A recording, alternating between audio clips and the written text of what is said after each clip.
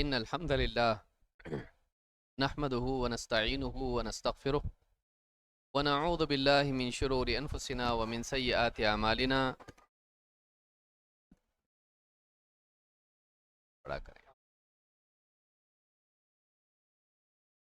من يهده الله فلا مضل له ومن يضلل فلا هادي له، وأشهد أن لا إله إلا الله وحده لا شريك له، وأشهد أن محمدا عبده ورسوله. أما بعد، فإن خير الحديث كتاب الله، وخير الهدي هدي محمد صلى الله عليه وعلى آله وسلم، وشر الأمور محدثاتها، وكل محدثة بدعة، وكل بدعة ضلالة، وكل ضلالة في النار. قال الله تبارك وتعالى: رب السماوات والأرض وما بينهما فاعبده واصطبر لعبادته هل تعلم له سميا. موقر علماء کرام، جماعت و جمعیت کے ذمہ داران، قریب و بعید سے آئے ہوئے میرے محترم دینی بھائیوں، نوجوان ساتھیوں اور قابل احترام ماں اور بہنوں،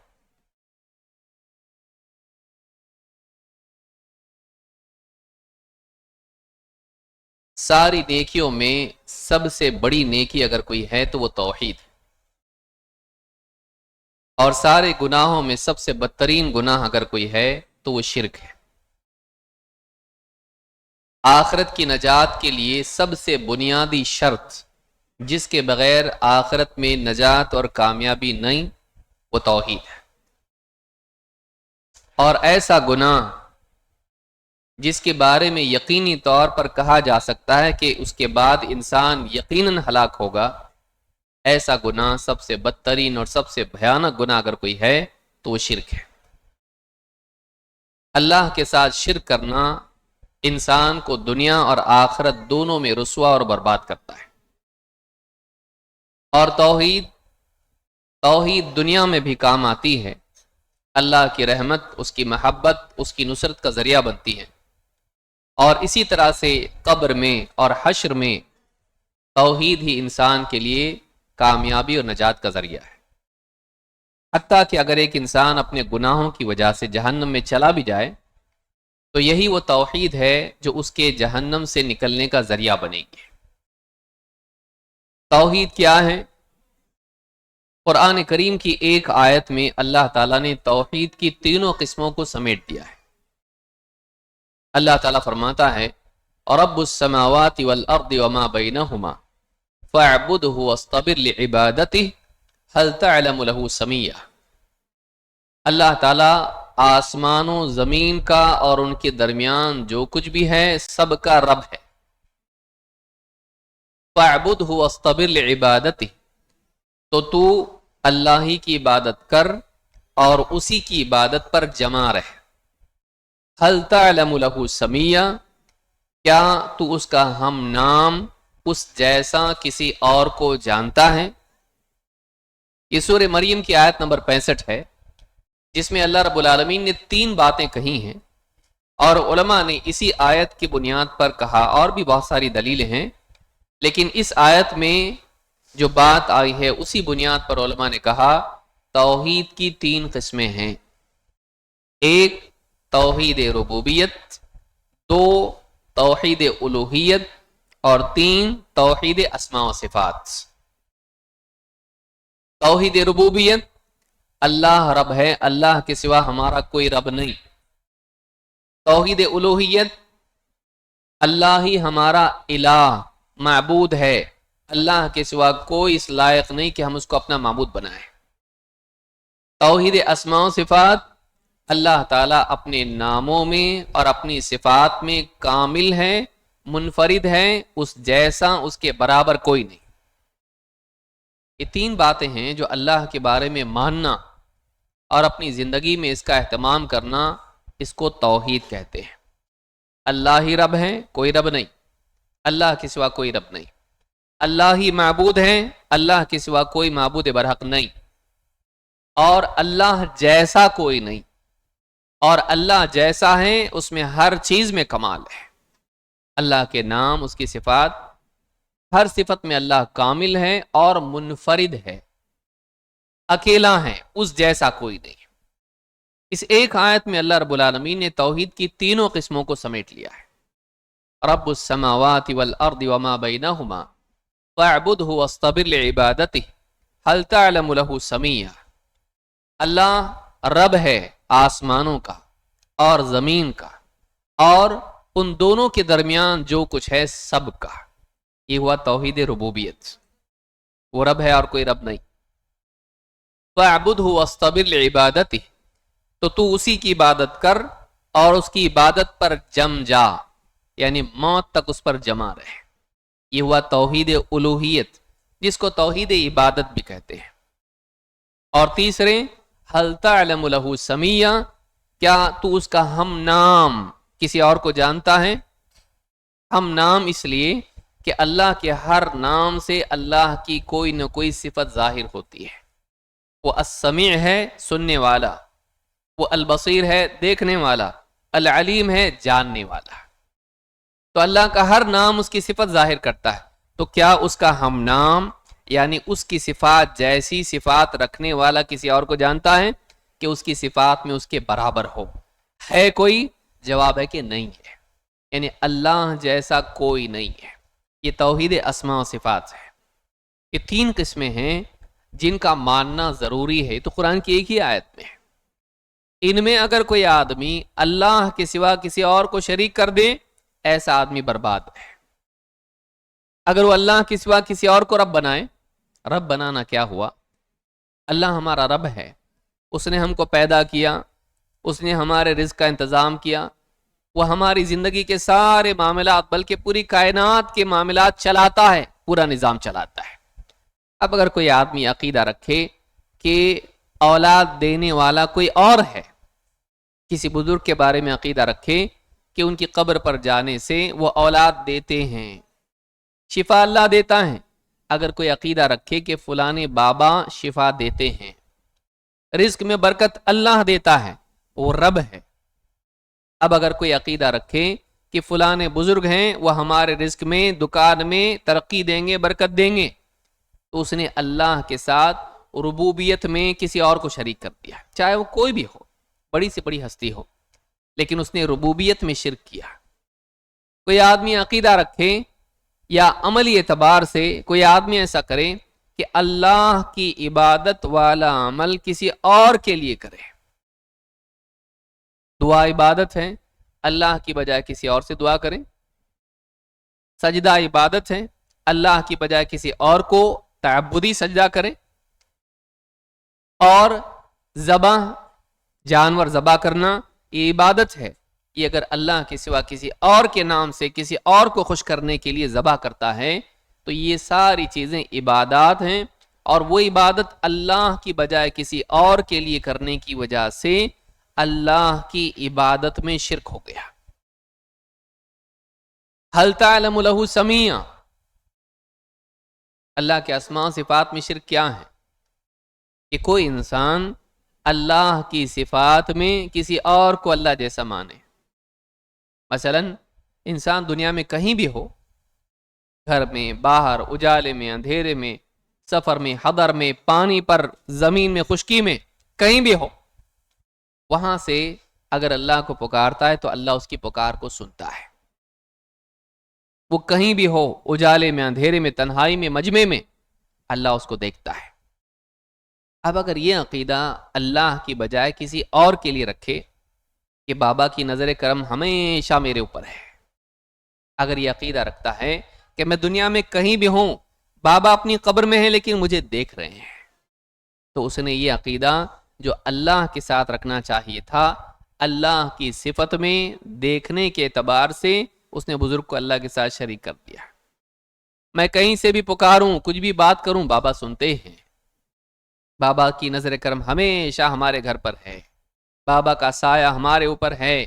اگر یہ عقیدہ رکھتا ہے کہ میں کہیں سے بھی پکاروں بابا سنتے ہیں، تو یہ عقیدہ جو اللہ کے لیے تھا بابا کے لیے اس نے رکھا۔ تو اللہ کی صفت میں اس نے اللہ والوں کو شریک کر دیا۔ اللہ والوں نے نہیں سکھایا، لیکن اس نے اپنے دل سے اتنا بڑھایا ان کو کہ اللہ کے برابر کر دیا۔ یہ اللہ کے اسماء و صفات میں شرک ہے۔ لہٰذا یہ 3 قسمیں ہیں توحید کی، ان تینوں میں اللہ کا حق اللہ کو دینا ضروری ہے۔ اب اگر اس میں کسی اور کو اللہ کے ساتھ شریک کر دیتا ہے، شرک ہے، اور اللہ شرک کو پسند نہیں کرتا ہے۔ شرک کو اللہ پسند نہیں کرتا ہے۔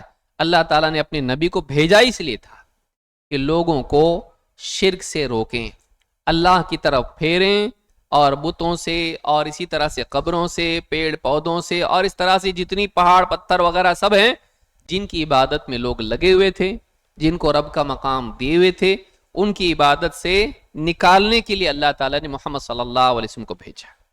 قرآن کریم میں اللہ تعالیٰ نے سورہ زاریات میں فرمایا اور نبی کے اعلان کے طور پر کہا فَفِرُّوا إِلَى اللَّهِ، تو دوڑو اللہ کی طرف، فَفِرُّوا إِلَى اللَّهِ، دوڑو اللہ کی طرف، انی لکم منہ نذیر مبین، میں اللہ کی طرف سے کھلے طور پر تم کو ڈرانے کے لیے آیا ہوں، خبردار کرنے کے لیے آیا ہوں شرک کے گناہوں کے برے انجام سے۔ وَلَا تَجْعَلُوا مَعَ اللَّهِ إِلَٰهًا آخر، اللہ کے ساتھ کسی اور کو معبود مت بناؤ، اللہ کے ساتھ کسی اور کو معبود مت بناؤ، انی لکم منہ نذیر مبین، میں اللہ کی طرف سے کھلے طور پر تم کو ڈرانے والا ہوں، میں خبردار کرنے کے لیے آیا ہوں برائی کے برے انجام سے۔ سدھر جاؤ، اپنی زندگی کو صحیح کر لو۔ معلوم ہے کہ نبی صلی اللہ علیہ وسلم کو اللہ تعالیٰ نے بھیجا اسی لیے تھا کہ آپ لوگوں کو اللہ کی طرف دوڑنے والا بنائیں، کہ ایک انسان اپنی زندگی میں اللہ کی طرف لپکنے والا بنے، کسی اور کے آگے جھکنے والا، کسی اور کے لیے دوڑنے والا نہ بنے، وہ اللہ ہی کی طرف رجوع کرنے والا، اسی کو راضی کرنے والا، اسی کے لیے جینے والا بنے، اور اللہ کا مقام اللہ کو دے، اللہ کا حق اللہ کو دے، اللہ کے ساتھ نہ ربوبیت میں، نہ الوہیت میں، نہ اسماء و صفات میں کسی کو بھی شریک نہ کرے۔ یہ ہماری زندگی کا مقصد ہے۔ وَمَا خَلَقْتُ الْجِنَّ وَالْإِنسَ إِلَّا لِيَعْبُدُونَ، میں نے جنات اور انسانوں کو اسی لیے پیدا کیا ہے کہ وہ میری عبادت کریں، کسی اور کی نہیں۔ معلوم ہے کہ ہماری زندگی کا مقصد اللہ کی عبادت کرنا، صرف اور صرف اللہ کی عبادت کرنا ہے، کسی اور کی عبادت نہیں۔ اگر ہم شرک کرتے ہیں، نعوذ باللہ، اللہ ہم سب کی حفاظت فرمائے، تو پھر ہم اپنی زندگی کے مقصد ہی میں فیل ہیں، ہم اپنی زندگی کے مقصد میں فیل ہیں۔ اور ایسا آدمی جو اپنی زندگی کے مقصد میں فیل ہو جائے، آخرت میں کامیاب نہیں ہو سکتا ہے۔ لہٰذا ضروری ہے کہ اپنی زندگی میں ہم اس بات کا اہتمام کریں کہ ہم شرک سے بچیں، گناہوں سے بچنا ضروری ہے، اس سے بڑھ کے ضروری ہے کہ ایک انسان شرک سے بچے، کیونکہ سارے گناہوں میں سب سے بھیانک اور سب سے بدترین گناہ اگر کوئی ہے تو وہ شرک ہے۔ آج کی اس خطاب میں ہم ایک ایک کر کے دیکھیں گے کہ شرک کی برائی کیا ہے۔ 2 حصوں میں اپنی گفتگو کو ہم تقسیم کریں گے۔ ایک، شرک کے بارے میں کیا کیا نقصانات، برائیاں، مذمت اور برا انجام اللہ نے بتایا ہے، اور اللہ کے رسول صلی اللہ علیہ وسلم نے، کہ شرک کیوں برا ہے۔ اکثر اوقات ہم کو پوچھا جائے بھائی بتاؤ شرک میں برائی کیا ہے، 1-2 باتیں ہم بتا پاتے ہیں، زیادہ تر باتیں نہیں بتا پاتے ہیں۔ ہم کو معلوم ہونا چاہیے کہ کیا کیا باتیں شرک کی برائی میں ہیں قرآن و سنت میں۔ دوسرے یہ کہ شرک کی بہت ساری صورتیں سماج میں رائج ہیں، ان کی ہلاکتیں کیا ہیں۔ اگر واقعی شرک پہ گفتگو ہو اور ساری شکلیں اور ساری تفصیلات اس کی بیان ہوں، بہت وقت اس کے لیے درکار ہے۔ نبی صلی اللہ علیہ وسلم 23 سال تک سمجھاتے رہے، ایک مجلس میں ساری باتیں آنا مشکل ہے۔ آج ہم صرف وہ باتیں دیکھیں گے جس میں شرک کی برائی بیان کی گئی ہے یا اس کا برا انجام بیان کیا گیا ہے۔ صرف اپنی بات کو اسی پہ ہم محدود کریں گے کہ شرک کی برائی اور شرک کا برا انجام کیا ہے، یہ 2 باتوں پر اپنی بات کو ہم مرکوز کریں گے۔ آئیے دیکھتے ہیں وہ کیا کیا باتیں ہیں جو قرآن و سنت میں ہیں۔ نمبر 1، شرک اللہ کی ناشکری ہے، سارا احسان اللہ کا، اور پھر کسی اور کے آگے جھکے، کسی اور کی تعریف کرے اور کسی اور کو بڑا مقام دے اللہ کے مقابلے میں، یہ ناشکری ہے۔ اللہ کی نعمتیں لے کر کسی اور کے گنگانا، یہ اللہ کو پسند نہیں ہے۔ اللہ کے نبی صلی اللہ علیہ وسلم نے ایک حدیث بیان کی کہ حضرت یحییٰ علیہ السلام نے، جو کہ اللہ کے نبی تھے، انہوں نے اپنی قوم کو نصیحت کرتے ہوئے کہا لا تشرکوا باللہ شیئا، اللہ کے ساتھ کسی چیز کو شریک مت کرو۔ فإن مثل من اشرک باللہ کمثل رجل اشترى عبدا، جو آدمی اللہ کے ساتھ شرک کرتا ہے اس کی مثال، یہ معاملے کی مثال ایسی ہے کہ گویا ایک آدمی نے ایک غلام خریدا، اس نے غلام خریدا، من خالص مالہ بذہب او ورق، اپنے خالص مال سے، حلال مال سے، اچھے مال سے، سونے چاندی کے مال سے اس نے غلام خریدا، ثم اسکنہ دارا، پھر اسے گھر میں بسایا، فقال اعمل ارفع الی، اعمل وارفع الی، تو محنت مزدوری کر اور جو کچھ کمائے گا مجھ کو لا کے دے۔ غلام کس کا ہے؟ اس کا ہے، خریدا اس نے اور اس پر احسان کرتے ہوئے اس کو اپنے گھر میں بسایا، اس کو رہنے کے لیے آسرا دیا، کھلایا پلایا سب کچھ اس کو دیا۔ اب اس کے بعد میں کہا کہ تو فلاں کام کر اور اس کام کے بدلے میں جو کچھ آئے گا وہ مجھ کو لا کے دینا۔ فجعل يعمل ويرفع الى غیر سیدہ، لیکن اس غلام نے کیا کیا؟ گیا اور کام کیا، لیکن جو کچھ ملا وہ اپنے مالک کو دینے کی بجائے کسی اور کو دیا، اپنی محنت کا ثمرہ اپنے مالک کو جس نے اس پر احسان کیا تھا اس کو لا کے دینے کی بجائے جس کا وہ حق تھا اس نے کس کو دیا؟ کسی اور کو دیا۔ وَأَيُّكُمْ يَرْضَىٰ أَن يَكُونَ عَبْدُهُ كَذَلِكَ، فرماتے ہیں کہ تم میں سے کون اس بات کو پسند کرتا ہے کہ اس کا غلام ایسا ہو؟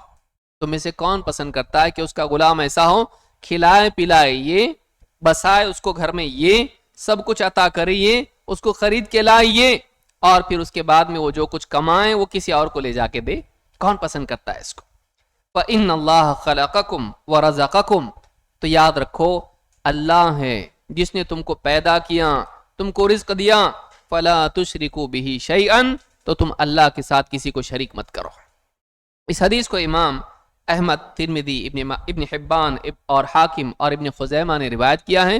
یہ الفاظ صحیح ابن خزیمہ سے لیے گئے ہیں، حدیث نمبر 1895 ہے۔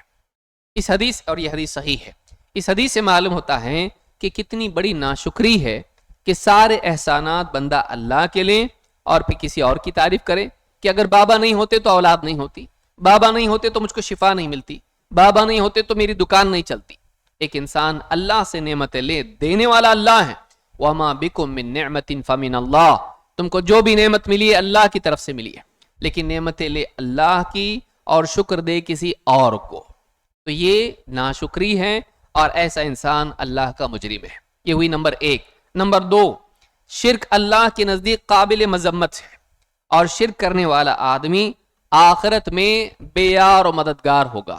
نو ہیلپ، آخرت میں کوئی ہیلپ نہیں، دنیا میں بے عزت، آخرت میں بے مدد، دنیا میں بے عزت اور آخرت میں بے مدد۔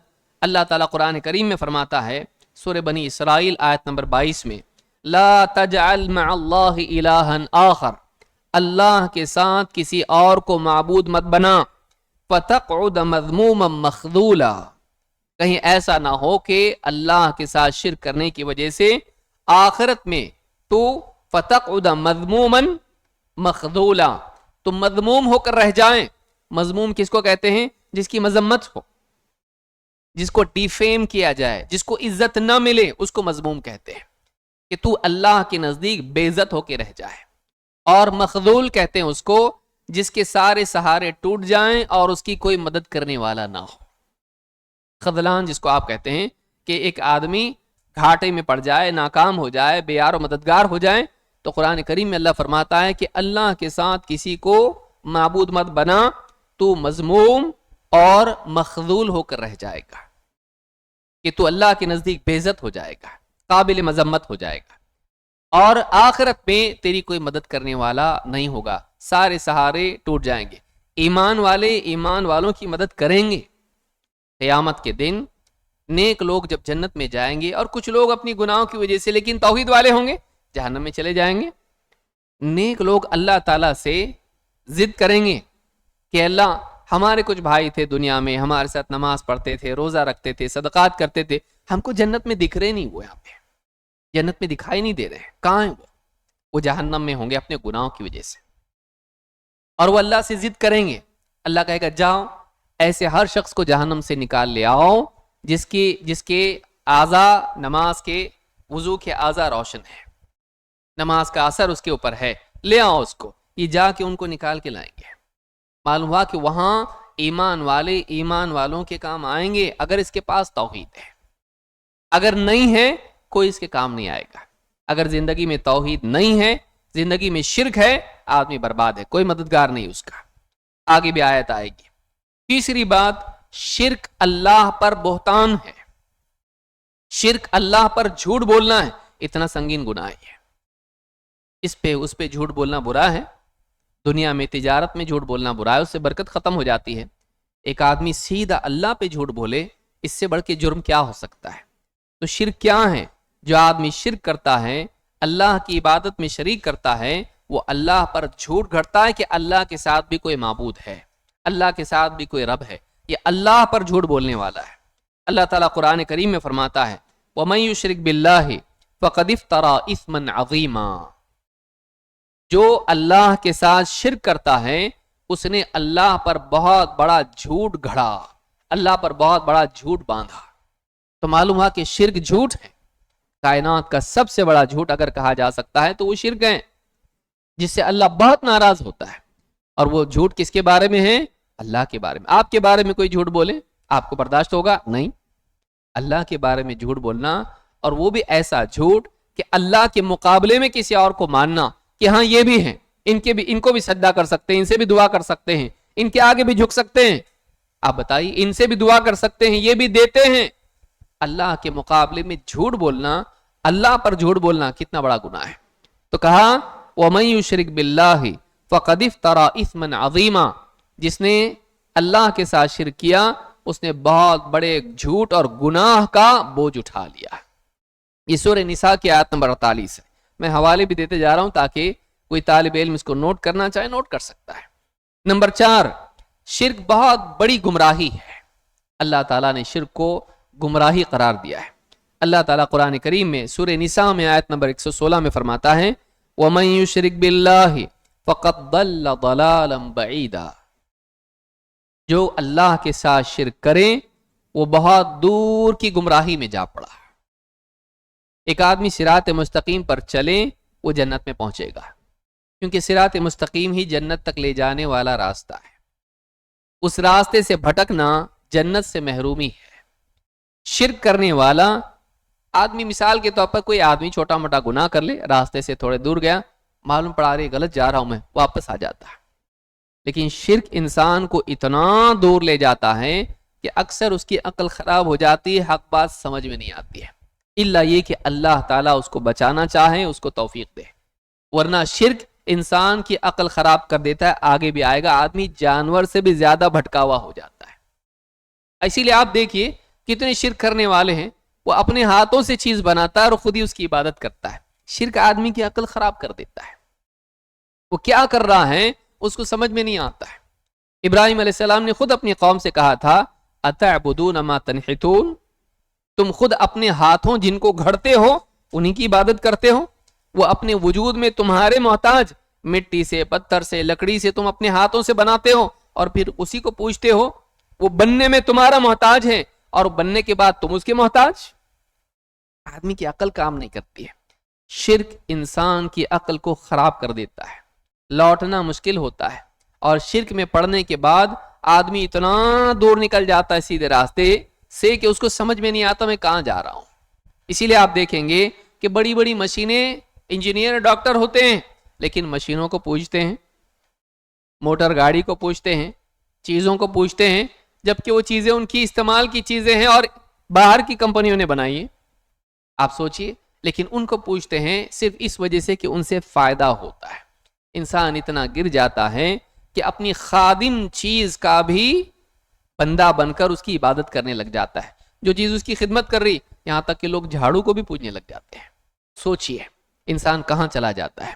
تو کہا کہ وَمَن يُشْرِكْ بِاللَّهِ فَقَدْ ضَلَّ ضَلَالًا بَعِيدًا، جو شرک کرتا ہے، جو کوئی اللہ کے ساتھ شرک کرے وہ بہت دور کی گمراہی میں جا پڑا۔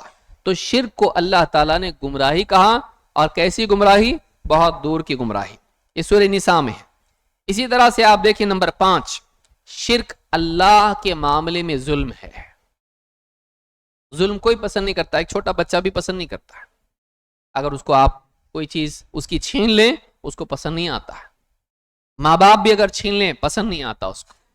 اس کی فطرت میں اللہ نے انصاف کا مادہ رکھا ہے, احساس رکھا ہے. جس اللہ نے انسان کو عدل و انصاف کی توفیق دی, اس کی سمجھ دی, اس کا احساس دیا, وہی انسان اللہ کے حق میں ظلم کرتا ہے. اللہ کا حق اللہ کو نہیں دیتا ہے. اللہ کا حق کیا ہے؟ اللہ کا حق یہ ہے کہ بندہ اللہ کی عبادت کریں, اللہ کی عبادت میں کسی چیز کو شریک نہ کرے, کسی شخصیت کو شریک نہ کرے. یہ اللہ کا حق ہے. کیوں؟ سب کو دیا اللہ نے تو جھکنا بھی اللہ کے آگے ہے. رب اور معبود اسی کو بنانا چاہیے کیونکہ سب کچھ اسی کا ہے. اسی نے تجھ کو پیدا کیا, اسی نے تجھ کو رزق دیا, وہی تیری زندگی کے معاملات چلاتا ہے. لیکن شرک کرنے والا آدمی اللہ کا حق اللہ کو نہیں دیتا ہے, وہ کسی اور کو دیتا ہے. نعمت اللہ کی لیتا ہے, تعریف کسی اور کی کرتا ہے اور جھکتا کسی اور کے سامنے ہے. اللہ تعالیٰ قرآن کریم میں فرماتا ہے وَإِذْ قَالَ لُقْمَانُ لِابْنِهِ وَهُوَ يَعِظُهُ يَا بُنَيَّ لَا تُشْرِكْ بِاللَّهِ إِنَّ الشِّرْكَ لَظُلْمٌ عَظِيمٌ. سورہ لقمان آیت نمبر 13. اللہ تعالیٰ فرماتا ہے جب لقمان نے اپنے بیٹے کو نصیحت کی, واعظ و نصیحت وہ کر رہے تھے, اور اپنے بیٹے سے کہا یا بنی, اے میرے بیٹے, لا تشرک باللہ, اللہ کے ساتھ کبھی شرک مت کرنا. لا تشرک باللہ, کیوں؟ ان الشرک لظلم عظیم, شرک ظلم عظیم ہے. شرک ظلم عظیم ہے. سارے ظلم میں سب سے بدترین بھیانک بڑا ظلم ہے. کیوں؟ اس لیے کہ بندے کے ساتھ میں ظلم کرنا, بندہ ہے وہ, جتنی بڑی شخصیت ہوگی, جتنا بڑا حق ہوگا, وہ حق ضائع کرنا اتنا بڑا ظلم ہوگا. سب سے بڑا کون ہے؟ سب سے بڑا اللہ ہے. وَهُوَ الْعَلِيُّ الْعَظِيمُ. آیت الکرسی میں کیا پڑھتے ہیں ہم؟ اللہ تعالیٰ کیا ہے؟ سب سے اونچا ہے, سب سے عظیم ہے. سب سے اونچے اللہ کا, سب سے عظیم رب کا حق برباد کرنا سب سے بڑا ظلم ہے. اسی لیے کیا کہا؟ ان الشرک لظلم عظیم, شرک بڑا بھاری ظلم ہے. تو ایک انسان اللہ کے ساتھ شرک کرے تو وہ اللہ کے ساتھ ظلم کا معاملہ کر رہا ہے, اور پھر اللہ جب اس سے انتقام لے تو اس کو کون بچا سکتا ہے؟ لہذا شرک ظلم عظیم ہے. نمبر 6, سارے گناہوں میں بڑے گناہ, ان کو کبیرہ گناہ کہتے ہیں, ان بڑے گناہوں میں سب سے بڑا گناہ شرک ہے. گناہ کی کیٹیگری ہے صغیرہ, کبیرہ. کبیرہ گناہوں میں بھی سب سے بڑا گناہ کون سا ہے؟ شرک ہے. اللہ کے نبی صلی اللہ علیہ وسلم فرماتے ہیں اکبر الکبائر الاشراک باللہ. اکبر الکبائر الاشراک باللہ. سارے بڑے گناہوں میں سب سے بڑا گناہ, بڑے گناہوں میں بھی بڑا گناہ, چھوٹا موٹا گناہ نہیں ہے. بدقسمتی سے آج آپ دیکھیے مسلمان شرک کرتا ہے دین سمجھ کے, اللہ والوں کی قبروں پر جا کر ان سے دعائیں کرتا ہے, نذر و نیاز کرتا ہے, قربانیاں دیتا ہے وہاں پر, اور یہ سمجھتا ہے کہ ہم اس کے ذریعے سے اللہ کے مقرب ہو رہے ہیں, دین پہ چل رہے ہیں. جبکہ اللہ کے نبی صلی اللہ علیہ وسلم کیا فرما رہے ہیں؟ سارے گناہوں میں سب سے بڑا گناہ کون سا ہے؟ شرک ہے. اور امام البخاری مسلم دونوں نے اس حدیث کو روایت کیا ہے. اکبر الکبائر الاشراک باللہ. سارے گناہوں میں سب سے بڑا گناہ شرک کا گناہ ہے. نمبر 7, شرک کی برائی کیا ہے؟ شرک کرنے والے کے لیے اللہ اور اس کے رسول کی طرف سے براءت کا, بیزاری کا اعلان ہے. اللہ اور اس کا رسول بیزار ہیں شرک کرنے والے سے. ایسے انسان سے جو شرک کرتا ہے, اللہ اور اس کے رسول کی برات کا اعلان ہے, یہ ہمارا نہیں ہے, اس کا ہم سے کوئی لینا دینا نہیں ہے, اس کا ہم سے تعلق جوڑنا غلط ہے. آدمی ہے نا, کسی سے بڑے سے اپنا تعلق جوڑ کے میں فلاں کا آدمی ہوں تو اس کی بھی عزت بڑھ جاتی ہے. اللہ اور اس کے رسول کی طرف سے نفرت اور دوری کا اعلان ہے, دور ہو جا, تو اس لائق نہیں کہ تجھ کو قریب کیا جائے. کیوں؟ اس لیے کہ وہ گندگی میں ہے. ہم بھی اگر کوئی آدمی گندگی میں, پیشاب پاخانے میں لت پت ہو اور آ کے گلے ملنا چاہے, ملنے دیتے, ہم بھی اس کو قریب نہیں کرتے. اس سے بڑی گندگی شرک کی گندگی ہے. پیشاب پاخانے کی گندگی سے بڑھ کے اگر کوئی گندگی ہو سکتی ہے تو شرک کی گندگی ہے. اور اللہ اور اس کے رسول کی طرف سے ایسے انسان کے لیے برات کا اعلان ہے, دوری کا اعلان ہے, بیزاری کا اعلان ہے کہ یہ اللہ اور اس کا رسول اس سے دور ہے. اس سے بیزار ہیں، اس سے بری ہیں، اس کا اللہ سے کوئی تعلق نہیں، رسول سے کوئی لینا دینا نہیں، کوئی تعلق نہیں۔ اللہ تعالیٰ قرآن کریم میں فرماتا ہے وَأَذَانٌ مِّنَ اللَّهِ وَرَسُولِهِ، اللہ اور اس کے رسول کی طرف سے یہ اعلان ہے۔ اذان کا مطلب ہوتا ہے اعلام، اعلان۔ وَأَذَانٌ مِّنَ اللَّهِ وَرَسُولِهِ إِلَى النَّاسِ، لوگوں کی طرف اس بات کا اعلان ہے، یوم الحج الاکبر، حج اکبر کے دن۔ حج اکبر کس کو کہتے ہیں؟ حج اکبر 10 ذوالحجہ کو کہتے ہیں، جس میں زیادہ تر حاجیوں کے زیادہ تر اعمال حاجی کے اس دن ہوتے ہیں۔ اس دن کو کیا کہتے ہیں؟ حج اکبر۔ ہمارے یہاں غلط طور پر سمجھا جاتا ہے جس دن عید الاضحیٰ جمعہ کے دن آئے وہ کیا ہے؟ حج اکبر ہے، وہ حج اکبر ہے۔ نہیں، کتاب و سنت میں اس کی کوئی دلیل نہیں۔ حج اکبر کس کو کہتے ہیں؟ اس دن کو کہتے ہیں 10 ذوالحجہ کو حج اکبر کہتے ہیں۔ کیوں؟ اس لیے کہ اس زمانے کے لوگ عمرہ کو حج اصغر بولتے تھے، تو اس کے مقابلے میں کیا کہا گیا اس کو؟ حج اکبر۔ کیوں؟ اس دن حج کے معظم اعمال ہوتے ہیں، 10 ذوالحجہ کو بہت سارے اعمال اس دن ہوتے ہیں، تو حاجی کئی اعمال اس دن کرتا ہے، اس لیے اس کو حج اکبر کہا جاتا ہے۔ تو حج اکبر کے دن اللہ اور اس کے رسول کی طرف سے سارے لوگوں کے لیے ایک اعلان کیا جا رہا ہے۔ کیا اعلان ہے؟ ان اللہ بریء من المشرکین ورسولہ، اللہ اور اس کا رسول مشرکین سے بری ہے، مشرکین سے کوئی تعلق نہیں اللہ کا۔ ہم اللہ کے ہیں، کوئی ضرورت نہیں تمہاری، تم شرک کر کے اللہ کے پاس آنا چاہتے ہو، اللہ کے قریب تم کو نہیں آنے کا موقع ملے گا، شرک کے ساتھ نہیں۔ رسول سے اپنی نسبت جوڑتے ہو، نہیں، رسول بھی تم سے بیزار، اللہ تم سے بیزار ہے۔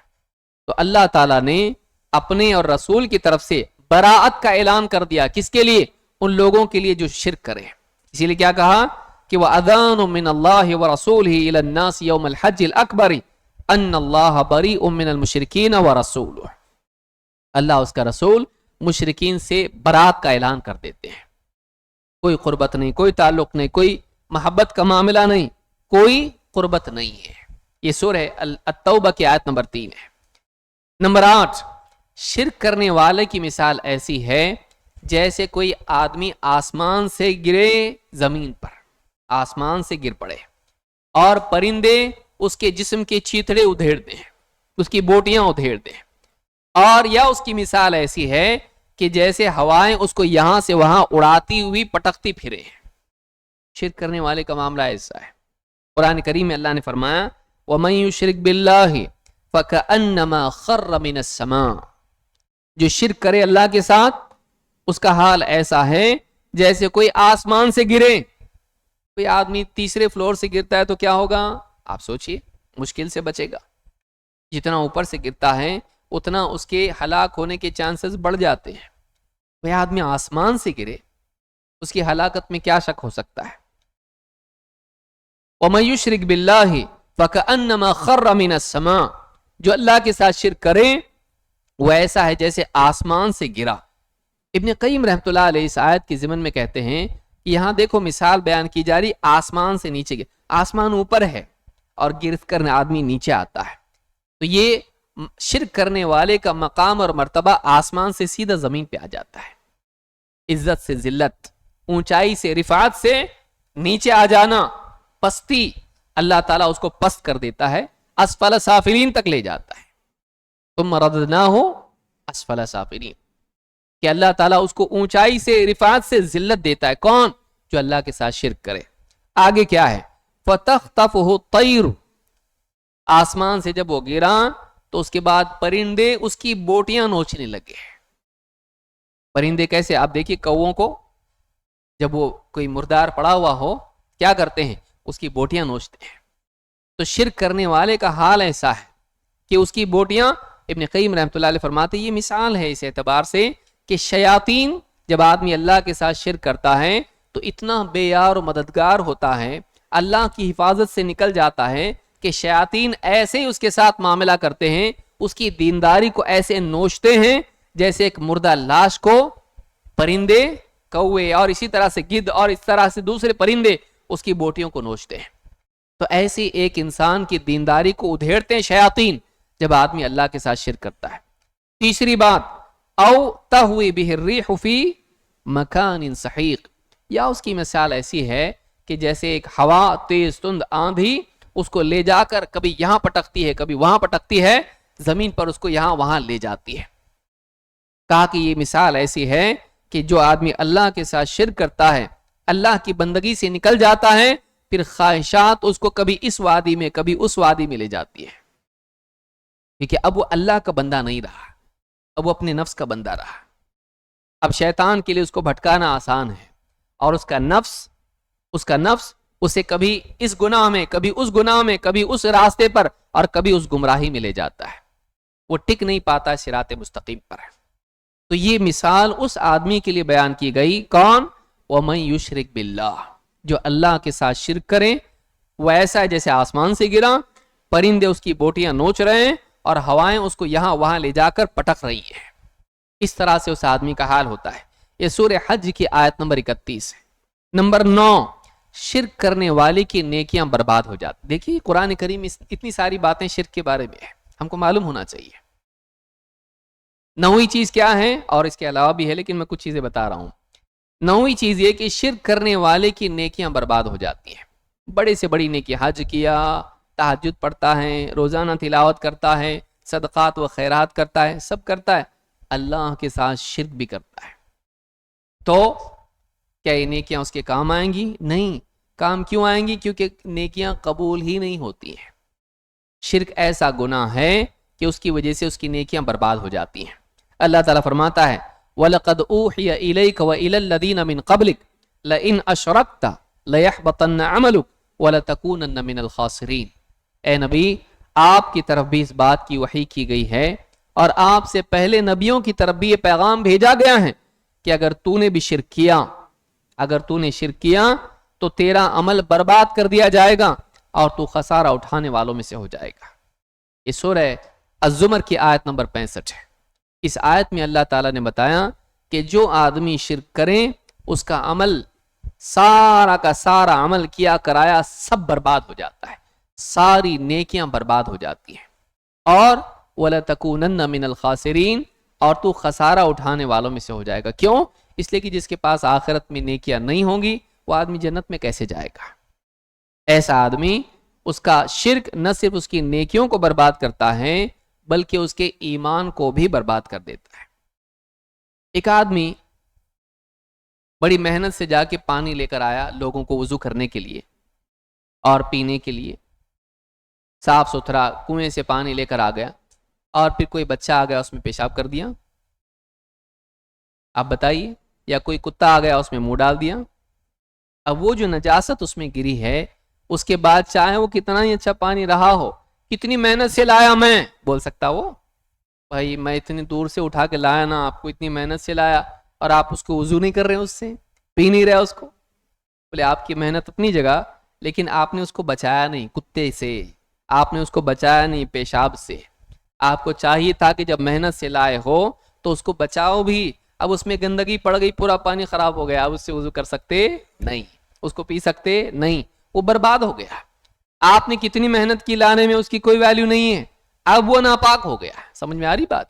आदमी मेहनत से नेकियां करता है और उसके बाद शिर्क अल्लाह के साथ करता है, वो सारी नेकियां बर्बाद, कुछ काम की नहीं, उसके कुछ काम आएंगी नहीं, अल्लाह के यहां मकबूल नहीं है। मालूम हुआ कि इंसान को अपनी नेकियों को बचाना जरूरी है। किससे?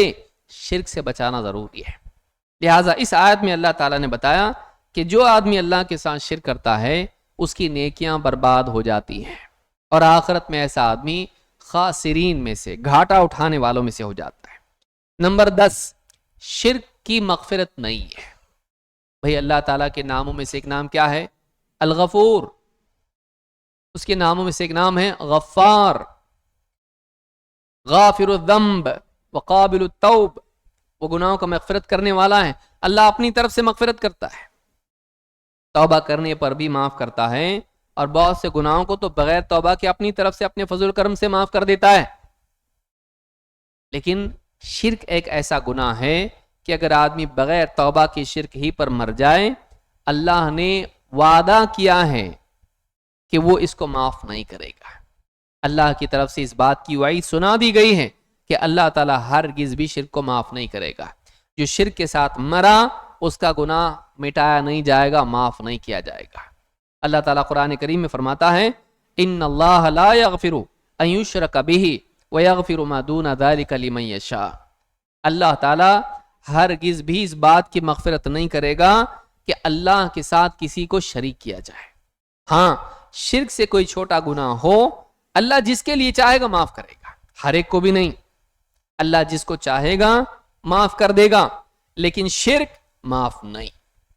ان اللہ لا یغفر ان یشرک بہ، اللہ تعالیٰ شرک کی مغفرت نہیں کرے گا. اس سے معلوم ہے، یہ سورہ نساء کی آیت نمبر 116 ہے. اس آیت سے معلوم ہوتا ہے کہ شرک کے لیے اللہ تعالیٰ نے ہمیشہ کے لیے اس بات کا اعلان کر دیا ہے کہ یہ گناہ معاف ہونے والا نہیں ہے. لہٰذا ایک انسان کو چاہیے کہ وہ اپنے آپ کو ہمیشہ شرک سے بچاتا رہے. کہیں ایسا نہ ہو کہ اتنی ساری نیکیاں بھی برباد ہو گئیں اور مغفرت کا موقع بھی برباد ہو گیا. شرک اتنا بھیانک گناہ ہے. نمبر 11، شرک کا انجام جہنم ہے. شرک کا انجام جہنم کی آگ ہے. مغفرت نہیں ہوگی تو کہاں جائے گا؟ جہنم میں. جابر ابن عبداللہ رضی اللہ تعالیٰ فرماتے ہیں کہ اتى النبی صلی اللہ علیہ وسلم رجل، ایک آدمی اللہ کے رسول صلی اللہ علیہ وسلم کے پاس آیا.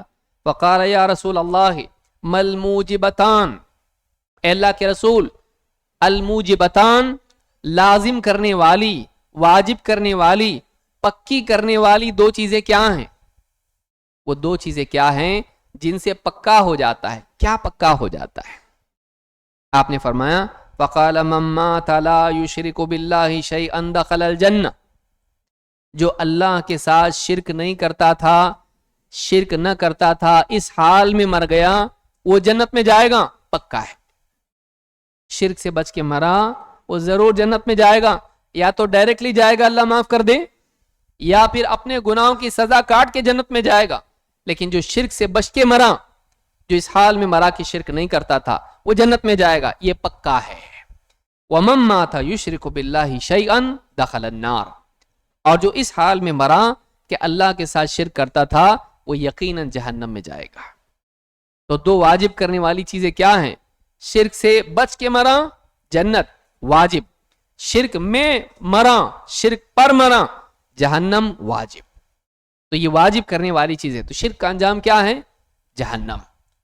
امام مسلم نے اس حدیث کو روایت کیا ہے. اسی طرح سے مشرک کبھی بھی جنت میں نہیں جا پائے گا. ایک آدمی گناہوں کی وجہ سے جہنم میں گیا، لیکن ایک دن اس کو نکالا جائے گا. لیکن مشرک کو کبھی جہنم سے نکالا نہیں جائے گا. جنت اس کے لیے حرام ہے، وہ کبھی جنت میں نہیں جائے گا. اللہ تعالیٰ قرآن کریم میں فرماتا ہے انہ من یشرک باللہ فقد حرم اللہ علیہ الجنہ ومأواہ النار وما للظالمین من انصار. سورہ المائدہ آیت نمبر 72.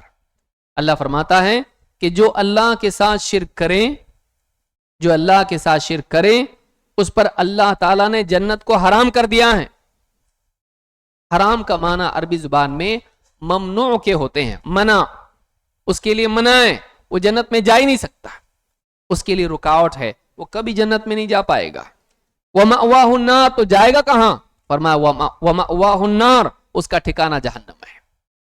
کوئی مدد نہیں کرے گا اس کی. جسے میں نے شروع میں کہا اس کا کوئی مددگار نہیں ہوگا، مخذول ہو کر رہ جائے گا. وہ کہا وَمَا لِلظَّالِمِينَ مِنْ أَنصَارٍ، ظالموں کا کوئی مددگار نہیں ہوگا. ظالم کون؟ جس نے اللہ کے معاملے میں ظلم کیا. ان الشرک لظلم عظیم، شرک ظلم عظیم ہے. اس نے اللہ کے معاملے میں ظلم کیا ہے، اس کا کوئی مدد کرنے والا نہیں ہوگا. اللہ کے باب میں جو ظلم کریں اس کا آخرت میں کوئی نبی، کوئی ولی، کوئی فرشتہ، کوئی مددگار نہیں ہوگا، اس کی کوئی مدد نہیں کرے گا اس کی. اور خود اللہ اس کی مدد نہیں کرے گا تو پھر اور کون مدد کرے گا؟ وَمَن نَّصْرُ إِلَّا مِنْ عِنْدِ اللَّهِ، مدد ہے تو واقعی اللہ کی طرف سے. اللہ اگر اجازت نہ دے تو کوئی سفارش بھی نہیں کر سکتا. مَنْ ذَا الَّذِي يَشْفَعُ عِنْدَهُ إِلَّا بِإِذْنِهِ، آیت الکرسی میں پڑھتے ہیں ہم لوگ، لیکن بہت سارا پڑھتے سمجھتے نہیں ہیں. کون ہے جو اس کی اجازت کے بغیر کسی کی سفارش کرے؟ اللہ کی اجازت کے بغیر بڑی سے بڑی شخصیت بھی کسی کی سفارش نہیں کر سکتی ہے. تو شرک کرنے والا، 3 باتیں یہاں بیان کی گئی. نمبر 1، اس پر اللہ نے جنت کو حرام کر دیا ہے، اس کو جہنم میں جانا وہی ٹھکانہ اس کا ہے، اور نمبر 3 اس کا کوئی مدد کرنے والا نہیں ہوگا. یہ انجام شرک کا ہے. اسی طرح سے نمبر 13، شرک کرنے والوں کو اللہ تعالیٰ نے بدترین مخلوق کہا ہے. ساری مخلوقات میں کتا بلی سے لے کے آپ دیکھیے ساری مخلوقات میں بدترین مخلوق ان کو قرار دیا جو شرک کرتا ہے. اللہ ہم سب کی حفاظت فرمائے. اگر ہم بھی شرک کریں نعوذ باللہ ہمارا بھی وہی حال ہوگا. یہ کسی اور کے بارے میں ہم نہیں کہہ رہے ہیں، ہم بس یہ کہہ رہے ہیں کہ یہ گناہ ایسا برا ہے، یہ گناہ اتنا بڑا ہے. اللہ تعالیٰ فرماتا ہے ان الذین کفروا من اہل الکتاب والمشرکین، یقیناً وہ لوگ جنہوں نے کفر کیا اہل کتاب میں سے اور مشرکین میں سے. جو مشرکین ہیں جنہوں نے کفر کیا، اور وہ لوگ جو اہل کتاب ہیں ایمان لانے کے بجائے انہوں نے کفر کیا. تو کفر کرنے والے اہل کتاب اور مشرکین فی نار جہنم، جہنم کی آگ میں جائیں گے. اہل کتاب میں سے کفر کرنے والے اور اللہ کے ساتھ شرک کرنے والے یہ جہنم کی آگ میں جائیں گے. خالدین فیہا ابدا، خالدین فیہا یہ ہمیشہ ہمیشہ جہنم میں رہیں گے.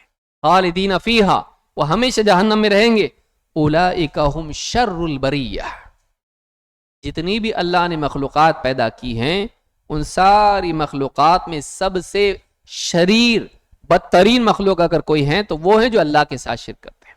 ظاہر بات ہے کہ رب العالمین سے بغاوت کرنے والا، اس کی شان میں گستاخی کرنے والا، اس پر جھوٹ بولنے والا، اس کا حق ضائع کر کے کسی اور کو دینے والا اللہ کے نزدیک کیسے محبوب ہو سکتا ہے، کیسے عزت پا سکتا ہے؟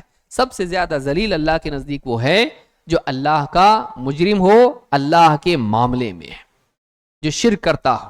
یہ سورہ البینہ کی آیت نمبر 6 ہے. اسی طرح سے نمبر 14، شرک اللہ کے غصے اور لعنت کا ذریعہ ہے.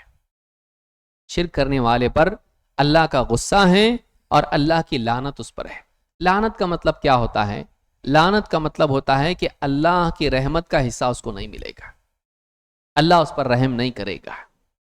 تو اللہ فرماتا ہے وَيُعَذِّبَ الْمُنَافِقِينَ وَالْمُنَافِقَاتِ وَالْمُشْرِكِينَ وَالْمُشْرِكَاتِ الظَّانِّينَ بِاللَّهِ ظَنَّ السَّوْءِ، تاکہ اللہ تعالیٰ عذاب دے منافقین مردوں کو اور منافق عورتوں کو، اور والمشرکین والمشرکات اور شرک کرنے والے مردوں کو اور شرک کرنے والی عورتوں کو. اللہ نے اسپیسیفکلی بیان کیا، مرد ہو یا عورت ہو، منافق ہو یا مشرک ہو، تو ان کو اللہ عذاب دے گا تاکہ اللہ انہیں عذاب دے. الظانین باللہ ظن السوء، یہ وہ لوگ ہیں جو اللہ کے بارے میں برے برے گمان رکھتے ہیں، اللہ کے بارے میں بدگمانی رکھتے ہیں. شرک انسان کو اللہ کے بارے میں بدگمان کر دیتا ہے. اللہ معاف نہیں کرے گا اس لیے بابا کو پکڑنا ضروری ہے. ہاں اللہ رحم نہیں کرے گا، بھائی بہت بڑا گناہ میرے سے ہوا ہے، جوا کھیلتا، شراب پیتا، یہ کرتا، بابا کے پاس جاؤ، بابا کے تھرو معاف ہو سکتا ہے، بابا جنت میں لے جائیں گے. اللہ رحم نہیں کرتا، بابا رحم کرتے. سوچئے کہ اللہ تعالی سے زیادہ کوئی بابا رحم کرنے والا ہو سکتا ہے؟ تو اللہ کے بارے میں انسان بدگمان ہو جاتا، اللہ معاف نہیں کرتا ہے، نہیں کرے گا معاف. یا اس زمانے کے مشرکین کے بارے میں، منافقین کے بارے میں کہا کہ وہ بدگمانی کرتے تھے اللہ سے کہ اللہ تعالیٰ نبی صلی اللہ علیہ وسلم اور صحابہ کی مدد نہیں کرے گا. الظانین باللہ ظن السوء علیہم دائرۃ السوء، وقت کا پھیرا انہی پر پلٹنے والا ہے. مشرکین ہمیشہ انتظار میں رہتے تھے کہ نبی صلی اللہ علیہ وسلم اور صحابہ ان پر برا وقت آئے گا، ایک نہ ایک دن یہ لوگ کیا ہوں گے؟ برباد ہوں گے، ناکام ہوں گے، ذلیل ہوں گے. ہمیشہ انتظار میں رہتے تھے کہ آج ان کے پاس شان و شوکت ہے لیکن کل کو کیا ہوگا؟ کل یہ ذلیل ہوں گے، ناکام ہوں گے. ہمیشہ اس تمنا میں، اس انتظار میں رہتے تھے. اللہ نے فرمایا علیہم دائرۃ السوء، برائی پلٹ کے انہی پر آنے والی ہے. آج یہ آزاد ہیں، آج ان کے پاس موقع ہے، لیکن یہ انتظار میں کہ نبی کا برا ہو، صحابہ کا برا ہو، نہیں، برا ان کا ہونے والا ہے، برا انجام ان کا ہے. علیہم دائرۃ السوء وغضب اللہ علیہم ولعنہم، اللہ تعالیٰ کا غصہ ان پر ہے اور اللہ کی لعنت ان پر ہے. اللہ تعالیٰ نے فرمایا اللہ کا ان پر غصہ ہے اور اللہ کی لعنت ان پر ہے. وَأَعَدَّ لَهُمْ جَهَنَّمَ وَسَاءَتْ مَصِيرًا، اور اللہ نے ان کے لیے جہنم تیار کر رکھی اور بہت برا ٹھکانہ ہے. اس آیت سے جو سورہ فتح کی آیت نمبر 6 ہے، اس آیت میں اللہ تعالیٰ نے کئی باتیں مشرکین کی بیان کی۔ مشرکین کے لیے اللہ کا عذاب ہے، وہ اللہ کے بارے میں بدگمان ہے، ان کا انجام برا ہے، وہ جہنم میں جائیں گے اور وہ بہت برا ٹھکانہ ہے۔ دنیا ہی میں اللہ نے ان کے لیے جہنم تیار کر رکھی ہے۔ تو مشرکین کے بارے میں اللہ نے بتایا کہ یہ اللہ کا غصہ اور اللہ کی لعنت کے حقدار ہے۔ نمبر 15، مشرکین جہنم میں بہت پچھتائیں گے۔ جہنم میں جانے کے بعد بہت افسوس ہوگا، ایک دوسرے کو لعن طعن ملامت کریں گے، لیکن کچھ کام آئے گا؟ تمہاری وجہ سے ہم پہنچ گئے یہاں پہ، کچھ فائدہ نہیں، پہنچے نا، اب تم کو عقل دی تھی اللہ نے، سمجھ دی تھی، کیوں چلے اس راستے پر شرک والے؟ وہاں جا کے افسوس کریں گے، دوسروں کو دوش دیں گے، لیکن قدم تو ان کے تھے، کوئی ان کو پکڑ کے گھسیٹ کے تو نہیں لے گیا گلے میں رسی ڈال کے۔ شیطان نے ان کو شرک کی دعوت دی اور انہوں نے شرک کیا، عمل ان کا خود کا تھا۔ قیامت کے دن جہنم میں جانے کے بعد مشرکین پچھتائیں گے۔ اللہ تعالیٰ فرماتا ہے وہ ازلفت الجنت للمتقین، قیامت کے دن متقین کے لیے جنت کچھ اور قریب کر دی جائے گی۔ وبرزت الجحیم للغاوین، اور خواہش پرستوں کے لیے جہیم، جہنم کی آگ ظاہر کی جائے گی، نمایاں کی جائے گی۔ وقیل لهم این ما کنتم تعبدون، اور قیامت کے دن مشرکین سے کہا جائے گا کہاں ہیں وہ جن کی تم عبادت کرتے تھے؟ دنیا میں بڑی بڑی عبادتیں تم کرتے تھے، بڑے بڑے دعوے کرتے تھے اور بڑی بڑی تمنائیں لگا کے بیٹھے ہوئے تھے، جن کی تم دنیا میں عبادت کرتے تھے، کہاں ہیں وہ آج؟ کوئی تمہاری مدد نہیں کرتا، آج جہنم سے بچانے والا کوئی نہیں۔ اینما کنتم تعبدون من دون اللہ، اللہ کے سوا جن کی تم عبادت کرتے تھے، کہاں ہیں وہ سب کچھ؟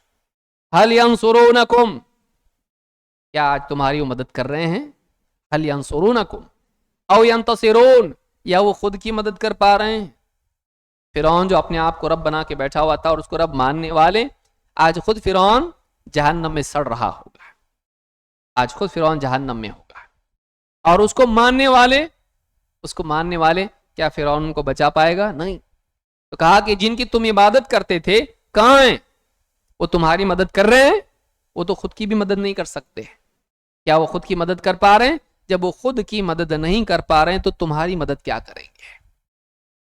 اور فرمایا فَكُبْكِبُوا فِيهَا هُمْ وَالْغَاوُونَ، منہ کے بل انہیں جہنم میں پھینک دیا جائے گا، وہ بھی، اور والغاوون، اور وہ بھی جو خواہش پرست تھے، دنیا میں جو خواہشات کی پیروی کرتے تھے، جو علم کی بجائے خواہش کی پیروی کرتے تھے، حق واضح ہونے کے بعد بھی گمراہی کے راستے پر چلتے تھے، ان کو غاوی کہا جاتا ہے۔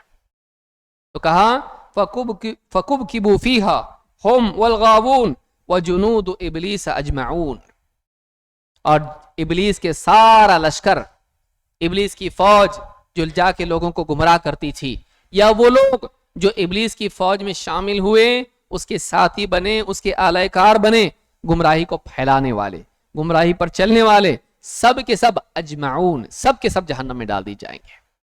اب وہ بولیں گے کیا؟ قالوا وهم فيها يختصمون، وہ آپس میں لڑیں گے، جہنم میں جانے والے جہنم میں لڑیں گے اور کہیں گے تاللہ ان کننا لفی ضلال مبین، اللہ کی قسم، وہاں جا کے قسم کس کی کھائیں گے؟ مشرکین جہنم میں جا کے اللہ کی قسم کھا رہے ہیں، تاللہ، اللہ کی قسم، ان کننا لفی ضلال مبین، ہم تو کھلی گمراہی میں پڑے ہوئے تھے، اب سمجھ میں آ رہا ہم کو ہم کتنے غلط تھے۔ دنیا میں سمجھانے والے آئیں، دلیلیں دیتے تھے، ہم سنتے نہیں تھے ان کی، کوئی بھی لقب ان کو دے دیتے تھے، کوئی وہابی بولتا تھا، کوئی ہاں کچھ اور بولتا تھا، اور ان کو ہم دھتکار دیتے تھے، لیکن اب سمجھ میں آ رہا ہے کہ واقعی وہ صحیح تھے، ہم غلط تھے۔ تاللہ ان کننا لفی ضلال مبین، کیوں گمراہی میں پڑے تھے؟ اذ نسویکم برب العالمین، جب ہم رب العالمین کے برابر اوروں کو بناتے تھے۔ ہمارا جرم کیا ہے؟ اذ نسویکم برب العالمین، جب ہم تمہیں رب العالمین کے برابر بناتے تھے۔ جن کو یہ پوچھتے تھے دنیا میں، جن کو بڑا مانتے تھے، ان سے کہیں گے کہ ہم گمراہی میں پڑے تھے جب ہم تمہیں رب العالمین کے برابر مانتے تھے، ہم نے تم کو رب بنا لیا تھا، ہم کتنی بڑی گمراہی میں تھے۔ وما اضلنا الا المجرمون، ہمیں تو مجرموں نے بھٹکا کے رکھ دیا، ہمیں کس نے بھٹکایا؟ مجرموں نے. فما لنا من شافعین، آج کوئی بھی ہمارا سفارش کرنے والا نہیں ہے. آج ہمارا کوئی سفارش ہی نہیں ہے، سارے غائب. ہم تو دنیا میں بھرم میں تھے کہ قیامت کے دن جہنم میں گئے بنا تو ہماری سفارش ہوگی. ہاں، لیکن تمہارے پاس ایمان نہیں، تم نے اپنے ایمان کو برباد کر لیا شرک کی وجہ سے. اب کون سفارش کرے گا؟ تو کہیں گے فما لنا من شافعین، ہمارا کوئی بھی سفارشی نہیں. ولا صدیق حمیم، اور کوئی غمخوار دوست بھی نہیں. ہمارا کوئی ایسا دوست نہیں جو ہماری ہمدردی کر سکے، نہ کوئی سفارشی نہ کوئی دوست. فلو ان لنا کرۃ فنکون من المؤمنین، اگر ہم کو ایک موقع اور مل جائے تو ہم ایمان والے بن جائیں گے. کاش کہ ہمیں ایک موقع ملتا، کاش کہ ہمیں ایک بار پھر سے دنیا میں لوٹا دیا جاتا. کرۃن، دنیا میں واپس لوٹایا جانا. جہنم میں جا کے تمنا کیا کریں گے؟ کاش کہ ہمیں دنیا میں واپس لوٹا دیا جائے کہ ہم واپس سے ہم دنیا میں اچھے عمل کر کے آتے. فنکون من المؤمنین، تو ہم صحیح سلامت ایمان والے بن کے آتے ہیں. کیا فائدہ؟ ٹائم چلا گیا، واپس زندگی ملے گی. چلو تمہارے لیے اسپیشل کوٹا، ہاں جاؤ دنیا میں واپس سے اچھے بن کے آؤ، ایمان لاؤ، توحید والے بن کے آؤ. سب کچھ دیکھ لینے کے بعد آپ کچھ نہیں ہو سکتا ہے. زندگی ختم ہو گئی، دنیا ختم ہو گئی، اب یا تو جنت ہے یا جہنم. شرک کرنے والے وہاں جا کے پچھتائیں گے، گمراہ کرنے والوں کو برا کہیں گے، آپس میں لڑیں گے، افسوس کریں گے، اپنے حال پر پچھتائیں گے، کچھ کام نہیں آئے گا. کیوں؟ اس لیے کہ جو زندگی دی گئی تھی اس کو انہوں نے برباد کر دیا. یہ سورہ شعراء کی آیت نمبر 90 سے لے کے 102 تک آپ پڑھتے جائیے، یہ ساری باتیں قرآن کریم میں موجود ہیں. نمبر 16، شرک کر، ابھی دیکھا آپ نے، فما لنا من شافعین، ہمارا کوئی سفارشی نہیں. آج بہت سارے مسلمان جو کلمہ پڑھنے والے ہیں وہ اس بات کا یقین رکھتے ہیں ہمارا تو ہوگا سفارشی، رسول اکرم صلی اللہ علیہ وسلم ہماری سفارش کریں گے. بات اپنی جگہ صحیح ہے لیکن ادھوری صحیح ہے. کیوں؟ اس لیے کہ شرط کے ساتھ ہیں. رسول اکرم صلی اللہ علیہ وسلم کی سفارش پانے کے لیے شرط ہی ہے کہ آدمی شرک نہ کرے. شرک کرنے والا چاہے کلمہ پڑھنے والا ہو، شرک کرنے والا اللہ کے نبی صلی اللہ علیہ وسلم کی سفارش سے محروم ہو جائے گا. کس نے بتایا؟ خود رحمت للعالمین نے ہم کو بتایا. آپ فرماتے ہیں لِكُلِّ نَبِيٍّ دَعْوَةٌ مُسْتَجَابَةٌ، ہر نبی کے لیے ایک مقبول دعا ہوتی ہے. اس نے دعا کی، جو مانگا وہ مل گیا. لِكُلِّ نَبِيٍّ دَعْوَةٌ مُسْتَجَابَةٌ فَتَعَجَّلَ كُلُّ نَبِيٍّ دَعْوَتَهُ، تو ہر نبی نے دنیا ہی میں جلدی جلدی اپنی دعا مانگ لی. وَإِنِّي اخْتَبَأْتُ دَعْوَتِي شَفَاعَةً لِأُمَّتِي يَوْمَ الْقِيَامَةِ، لیکن میں نے اپنی دعا کو سنبھال کے رکھا ہے اپنی امت کے لیے قیامت کے دن کے لیے. میں نے اپنی دعا کا موقع کہ میں جو مانگوں مجھے ملے گا، میں نے اپنی امت کے لیے قیامت کے دن کے لیے اس کو چھپا کے سنبھال کے رکھا ہے. کس کو ملے گی یہ دعا؟ کس کو نصیب ہوگی یہ چیز؟ اس دعا کا فائدہ کس کو ہوگا؟ اور وہ دعا کیا ہوگی؟ کہا یعنی شفاعت کے طور پر یہ میں نے اپنی دعا سنبھال لی کہ میں اللہ سے مانگوں گا سفارش. وَإِنِّي اخْتَبَأْتُ دَعْوَتِي شَفَاعَةً لِأُمَّتِي يَوْمَ الْقِيَامَةِ، میں اپنی دعا کو میں نے سنبھال کے رکھا ہے کہ قیامت کے دن اپنی امت کی سفارش اور شفاعت کروں گا. وَهِيَ نَائِلَةٌ إِن شاء اللہ، یہ سفارش مل کے رہے گی انشاءاللہ. کس کو؟ مَن مَاتَ مِنْ أُمَّتِي لَا يُشْرِكُ بِاللَّهِ شَيْئًا، یہ میری امت میں سے ہر اس مسلمان کو، ہر اس امتی کو ملے گی جو اس حال میں مرے کہ اللہ کے ساتھ شرک نہیں کرتا تھا. لیجئے، سفارش کے لیے بھی کیا ضروری ہے؟ شرک سے بچنا ضروری ہے. لیکن آپ دیکھیں بدقسمتی سے کتنے مسلمان آج ہیں جو شرک میں پڑے ہوئے ہیں اور اس بھرم میں کہ اللہ کے نبی صلی اللہ علیہ وسلم ہماری سفارش کریں گے. وَهِيَ نَائِلَةٌ إِن شاء اللَّهُ مَن مَاتَ مِنْ أُمَّتِي، میری امت میں سے جو آدمی مرا اس حال میں، میرا امتی ہے لیکن جو اس حال میں مرا کہ اللہ کے ساتھ شرک نہیں کرتا تھا، اس کو میری سفارش ملے گی. اگر شرک کرتا تھا تو نہیں ملے گی. اس حدیث کو امام بخاری اور مسلم دونوں نے روایت کیا ہے. یہ حدیث متفق علیہ ہے. تو یہ ساری برائیاں ہیں شرک کی. آپ نے دیکھا کہ شرک کے نقصانات کتنے ہیں. ایسا انسان اللہ کے غصے کا، لعنت کا حقدار، دنیا میں آخرت میں مدد سے محروم، مذموم، اور ایسا انسان دنیا میں ذلت اور آخرت میں جہنم سے نکلنا بھی نصیب نہیں ہوگا. اور نبی صلی اللہ علیہ وسلم کیا کسی نیک انسان کی سفارش بھی اس کو نصیب نہیں ہوگی. وہ ہمیشہ اس غضب میں، لعنت میں، سزا میں، عذاب میں پڑا رہے گا، کبھی جہنم سے نکل نہیں پائے گا. لہٰذا بہت ضروری ہے کہ ہم شرک سے بچنے والے بنیں. آئیے اب دیکھتے ہیں کہ وہ کیا صورتیں ہیں جو عام طور سے ہمارے اپنے معاشرے میں بھی رائج ہیں اور اس معاشرے میں بھی تھیں جس میں اللہ کے نبی صلی اللہ علیہ وسلم تھے. ایک ایک کر کے وہ چیزیں بھی ہم لوگ دیکھتے ہیں. نمبر 1، صالحین کی تعظیم میں غلو. کیا مطلب ہے؟ اللہ کے نیک بندوں کو ان کے مقام سے اوپر بڑھا دینا. ایک بندہ ہے، محتاج ہے، اللہ نے اس کو پیدا کیا، اللہ اس کو رزق دیتا ہے، اللہ اس کو بیمار کرتا ہے، اللہ اس کو شفا دیتا ہے، وہ مدد کا محتاج ہے، اللہ اس کی مدد کرتا ہے. زندگی کے مسائل اس پر آتے ہیں، تنگی، پریشانی، سب کچھ، سکھ دکھ اس پہ سب آتے ہیں، وہ بندہ ہے. لیکن جب کسی اللہ والے سے لوگ محبت کرتے ہیں، چاہے وہ اللہ والا ولی ہو یا نبی ہو، کیا کرتے ہیں؟ اس کو اس کے مقام سے بڑھا دیتے ہیں، اتنا بڑا بنا دیتے ہیں کہ اللہ کے برابر کر دیتے ہیں. اس کے در سے کوئی خالی نہیں جاتا. اس کے در سے بابا کے لنگر ہمیشہ چلتا رہتا ہے، بابا کے در سے کوئی خالی نہیں جاتا ہے.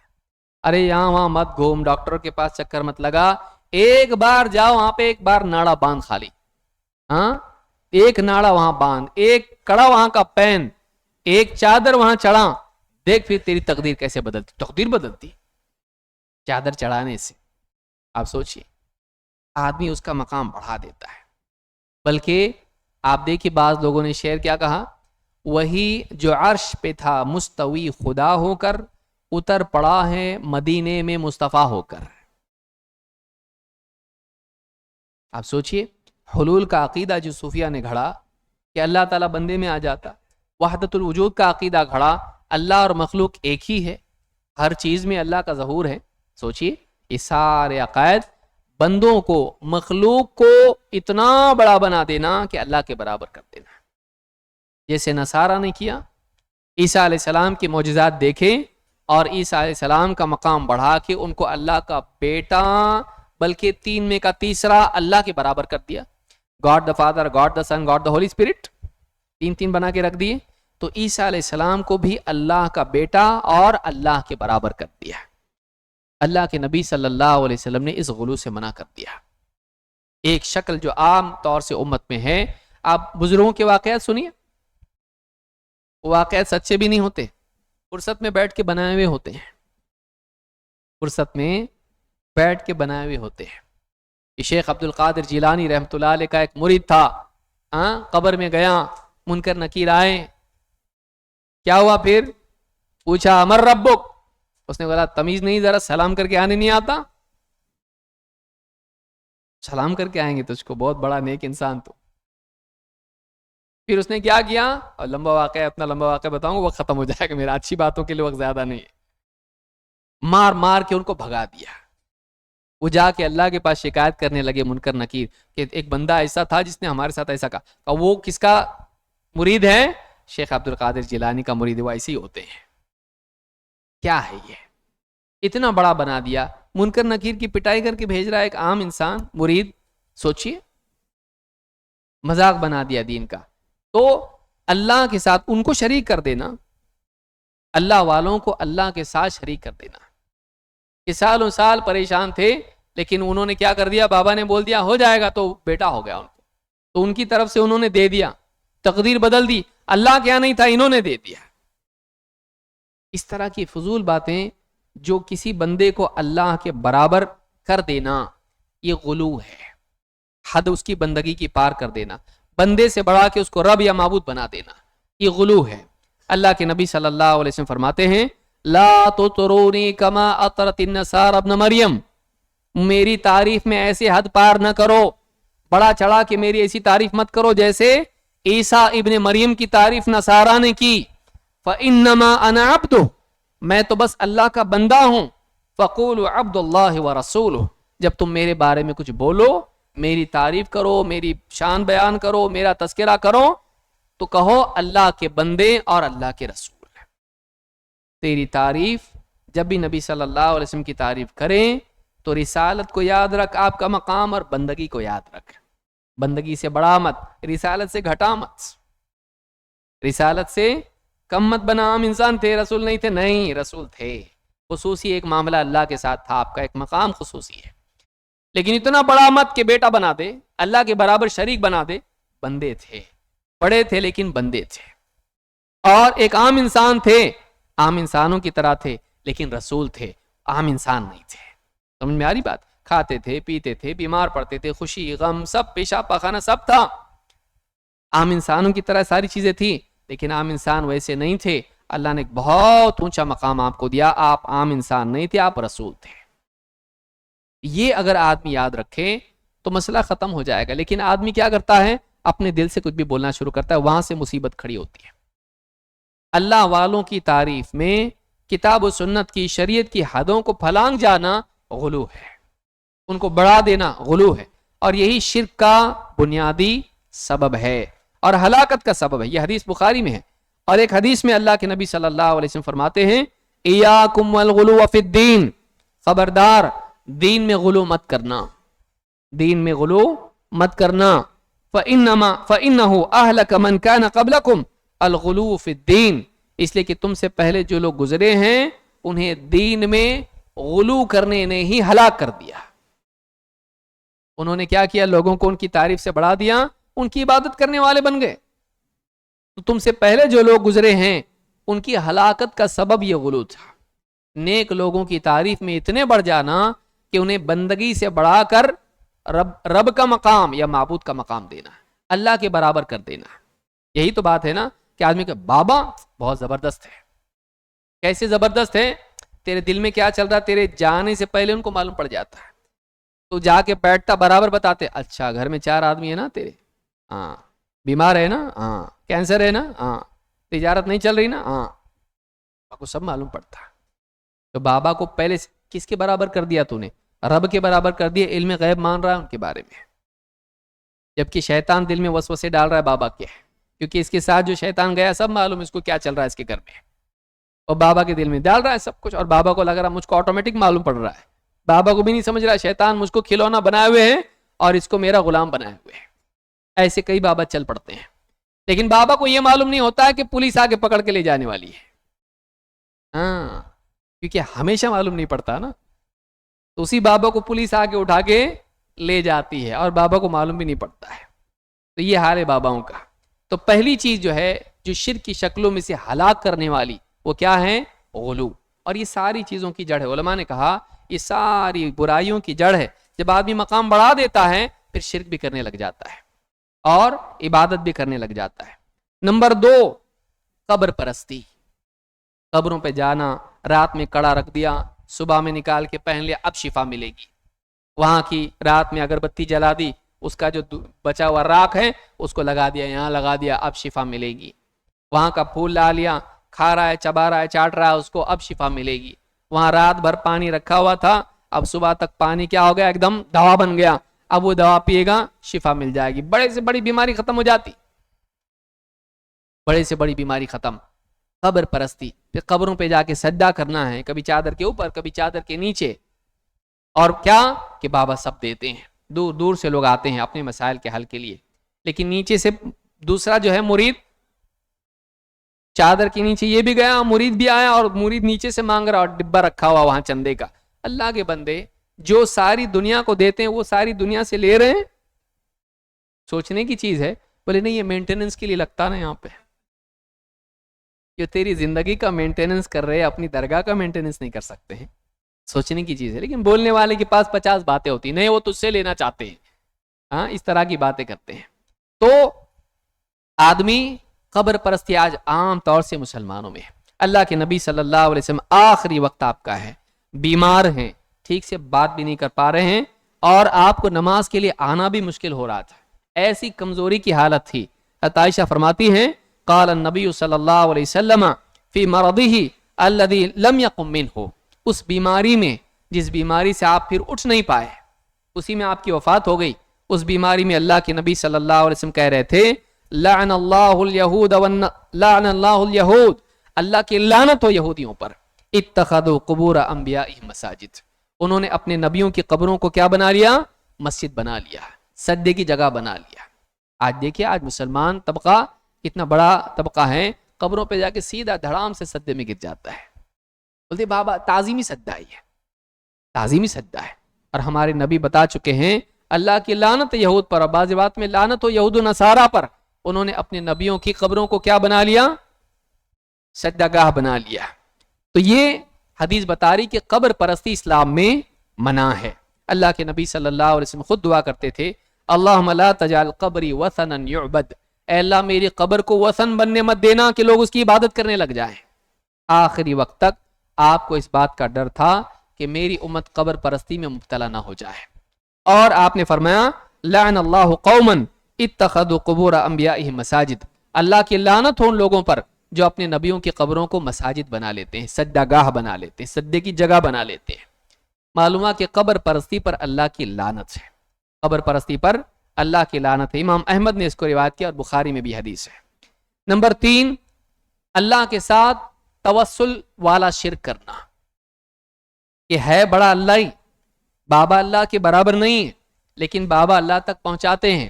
کب؟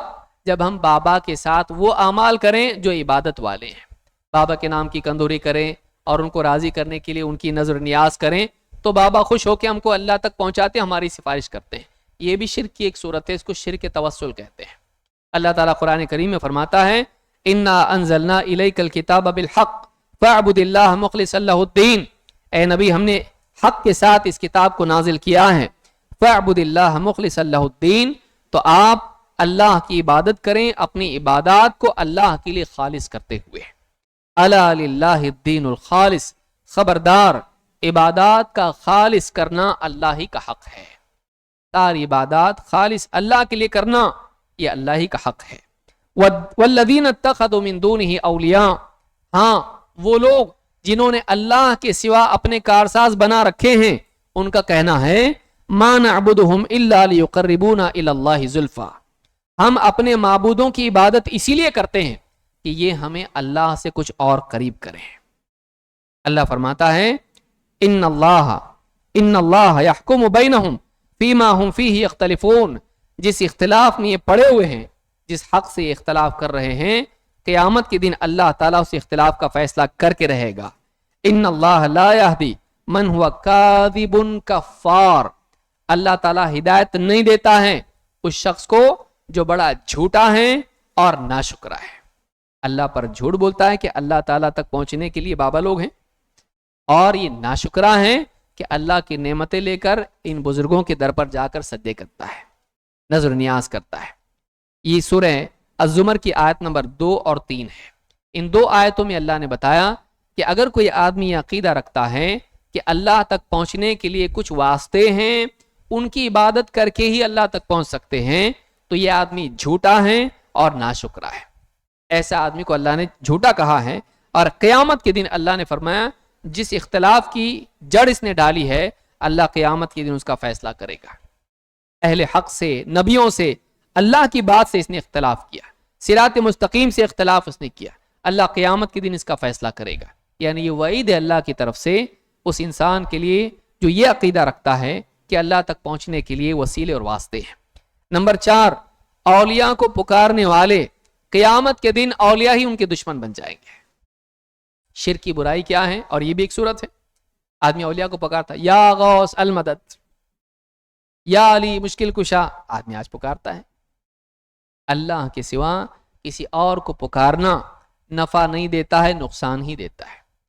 اور جس کو پکار رہا ہے اگر واقعی وہ اللہ والا ہے، اولاً تو وہ سنتا نہیں، دوسرا یہ کہ قیامت کے دن جب معلوم ہوگا اس کو کہ یہ مجھ کو پکارتا تھا، وہ قیامت کے دن اس کا دشمن بن جائے گا۔ قرآن کریم میں اللہ تعالیٰ فرماتا ہے وَمَنْ أَضَلُّ مِمَّنْ يَدْعُو مِن دُونِ اللَّهِ مَنْ لَا يَسْتَجِيبُ لَهُ إِلَى يَوْمِ الْقِيَامَةِ وَهُمْ عَنْ دُعَائِهِمْ غَافِلُونَ، اس سے بڑھ کے گمراہ کون ہوگا، اس سے زیادہ گمراہ کون ہوگا جو اللہ کے سوا کسی ایسے کو پکارے جو قیامت کے دن تک اس کی پکار کو سن ہی نہیں سکتا ہے. وَهُمْ عَنْ دُعَائِهِمْ غَافِلُونَ, بلکہ وہ تو ان کی پکار سے غافل ہیں, پکارنے والوں کی پکار سے غافل ہیں. وَإِذَا حُشِرَ النَّاسُ كَانُوا لَهُمْ أَعْدَاءَ, اور حشر کے دن جب لوگوں کو جمع کیا جائے گا, جن کو پکارا جا رہا ہے وہ پکارنے والوں کے دشمن بن جائیں گے. وَكَانُوا بِعِبَادَتِهِمْ كَافِرِينَ, اور ان کی عبادت کا سرے سے انکار کر دیں گے. یہ سورہ الاحقاف کی آیت نمبر 5 اور 6 ہے. اس آیت میں آپ دیکھیں گے کہ اللہ تعالیٰ نے فرمایا کہ اولاً تو یہ لوگ سنتے نہیں ہیں جو قبروں میں, یہ بتوں کی بات نہیں ہو رہی ہے, یہ بتوں کی بات نہیں ہو رہی ہے, کیونکہ قیامت کے دن اٹھایا جانا بتوں کے لیے نہیں ہے. وَإِذَا حُشِرَ النَّاسُ كَانُوا لَهُمْ أَعْدَاءَ, جب قیامت کے دن لوگوں کو حشر میں جمع کیا جائے گا تو یہ دشمن بن جائیں گے. تو یہ قیامت کے دن حشر میں کس کو جمع کیا جائے گا؟ جن و انس کو. تو اس دن جب حشر میں جمع کیا جائے گا, جن کو یہ لوگ پکار رہے تھے دنیا میں, وہ سب کے سب ان کے دشمن ہو جائیں گے. کیا فائدہ ہوا کہ جن کی قربت کے لیے, جن کی سفارش کے لیے دنیا میں آدمی ان کو خوش کرنے کے لیے اللہ کا دشمن بنا, اللہ کے ساتھ شرک کرتا رہا, ان کے نام کی نظر و نیاز کرتا رہا, ان کو پکارتا رہا, ان سے دعائیں کرتا رہا, قیامت کے دن وہی اپنا دامن ان سے چھڑا لیں گے, وہی ان کے دشمن بن جائیں گے. تو شرک کا نقصان یہ ہے کہ شرک والا آدمی نہ اللہ کا بن پاتا ہے, نہ اولیاء کا بن پاتا ہے, نہ یہاں کا رہا نہ وہاں کا رہا. اولیاء بھی اپنا دامن اسے چھڑا لیں گے, اس کے دشمن بن جائیں گے, اور اللہ کا دشمن تو وہ بن ہی گیا تھا, دنیا ہی سے اللہ کا دشمن بن گیا تھا شرک کرنے کی وجہ سے. تو یہ شرک کی برائیوں میں سے ایک بہت بڑی برائی ہے. اسی طرح سے شرک پر اللہ کی لعنت ہے. شرک کی ایک صورت یہ بھی ہے کہ آدمی درگاہوں پر جا کر یا جنات کے نام سے, عملیات کے نام پر جانور اللہ کے سوا کسی اور کے لیے ذبح کرے. آج بھی بہت سارے مسلمان درگاہوں پہ جائیں گے, کندوری کریں گے, یا بیمار کوئی ہے کسی برج کے نیچے جا کے بغیر بسم اللہ واللہ اکبر بول کے اس کو ذبح کریں گے جنات کے لیے, یا قبرستان میں لے جا کے ذبح کریں گے اور اللہ کا نام نہیں لیں گے. کیوں؟ کہتے ہیں کہ برے کو برے سے ہی نکالا جاتا ہے, اس کو جن لگا ہے, اس کو شیطان لگا ہے, اس کو خوش کرنے کے لیے کرنا پڑے گا تب جا کے چھوڑے گا. وہ ڈیمانڈ کرتا ہے فلاں میرے نام سے جانور, ایسی مرغی ذبح کرو جو ایسی ایسی ہو, ایسا لیمو کاٹو جو ایسا ہونا چاہیے. اس طرح سے کرنے سے اللہ کی لعنت کا حقدار آدمی بنتا ہے. اللہ کے نبی صلی اللہ علیہ وسلم فرماتے ہیں لعن اللہ من ذبح لغیر اللہ, اللہ کی لعنت ہو اس پر جو اللہ کے سوا کسی اور کے لیے ذبح کرے. معلوم ہوا کہ اللہ کے سوا کسی اور کے لیے ذبح کرنا اللہ کی لعنت کا حقدار بناتا ہے. آج کتنے مسلمان ہیں جو اللہ والوں کے نام سے ذبح کرتے ہیں, قبروں پر جا کر کندوری کرتے ہیں, اللہ والوں کے نام سے نظر نیاز کرتے ہیں, اور سب کو دعوت بھی دیتے ہیں آؤ وہاں پہ کھانے کے لیے. تو یہ ساری چیزیں اسلام میں منع ہیں, اور اللہ کے نبی صلی اللہ علیہ وسلم نے اس سے منع کیا ہے, اور اس پر اللہ کی لعنت کی. امام مسلم نے اس کو روایت کیا ہے.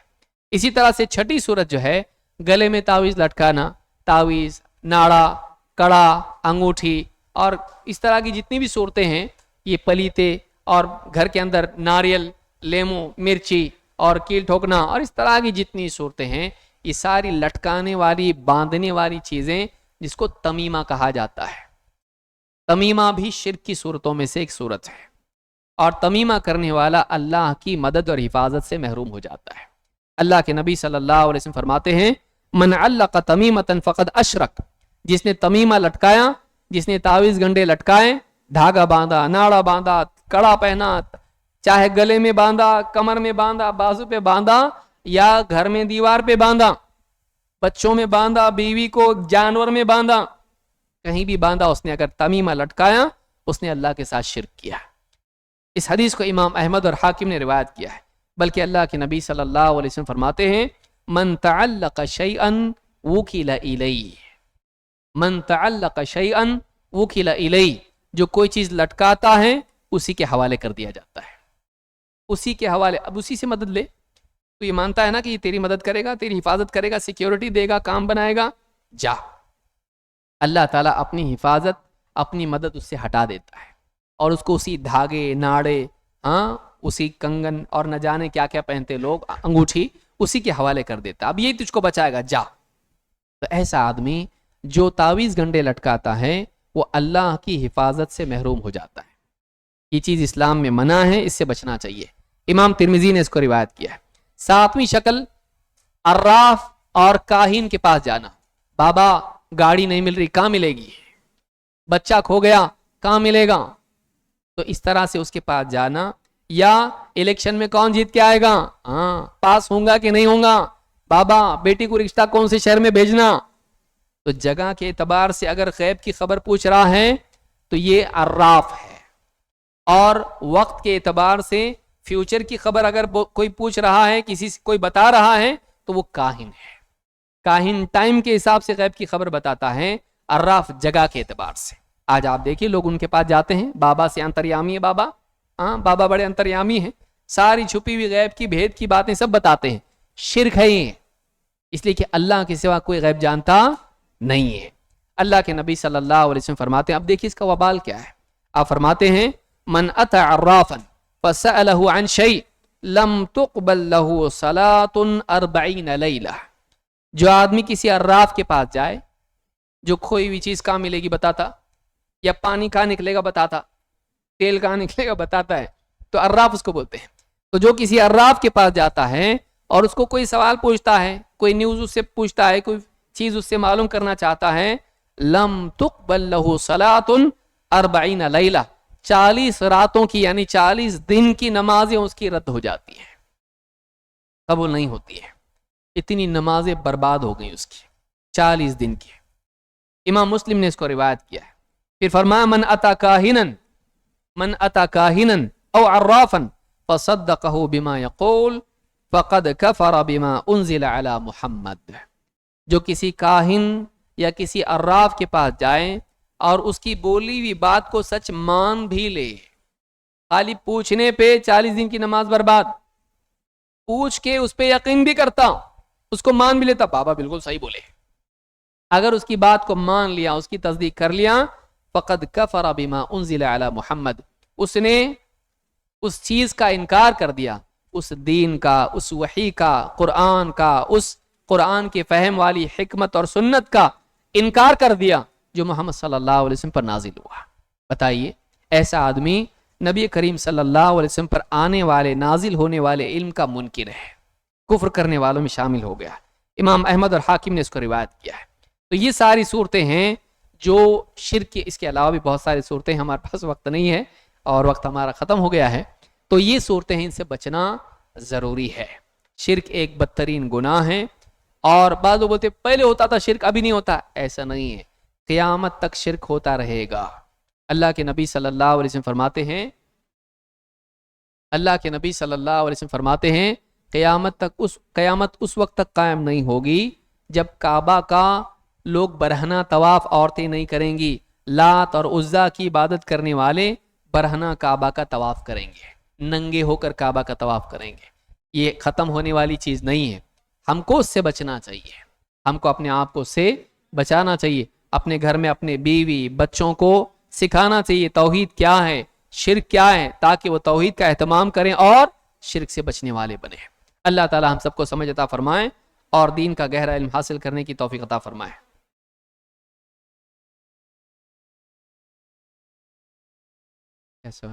سوال ہے کہ کیا صرف غیر اللہ کو ماننا ہی شرک ہے؟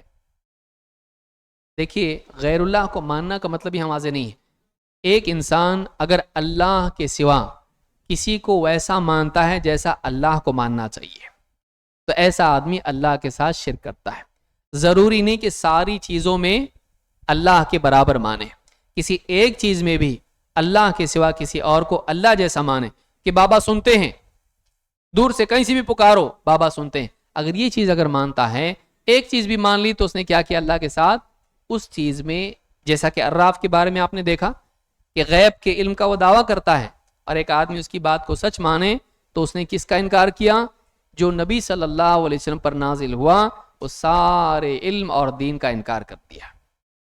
سوال ہے کہ کیا صرف غیر اللہ کو ماننا شرک ہے یا اپنے نفس اور خواہش کی پیروی کرنا بھی شرک میں شمار ہوگا؟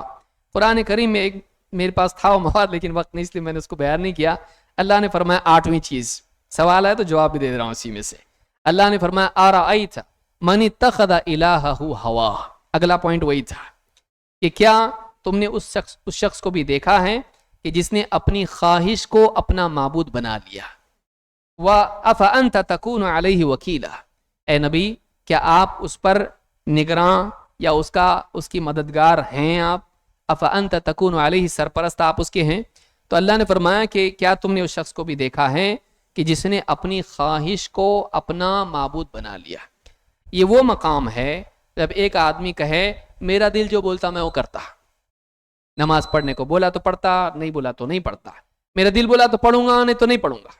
یعنی یہ اپنے دل کو کیا کر رہا ہے, وہ مقام دیا. اللہ نے کہا ہے پڑھنا تو پڑھنا چاہیے.